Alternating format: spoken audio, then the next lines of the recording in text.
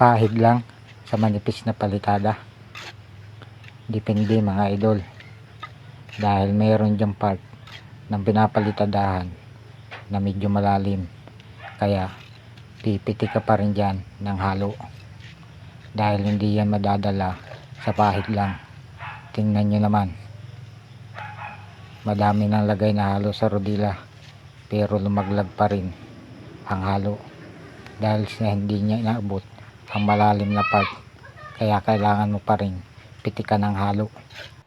Ang timplada ng ating halo ay 2:1, 2 sakong buhangin sa semento at 1 supot na semento, kaya sure na nasa tama ang timpla. Sa nagsasabi na ang pagpitik daw ng halo ay ginagamit lang sa overhead at poste, kahit sa palitada ginagamit din ang pagpitik ng halo, lalo na kung makakapal o kaya ay malalim. At may mga nagpapalitada na kahit manipis, ang gusto nila ay pahagis o papitik dahil mas makapit daw.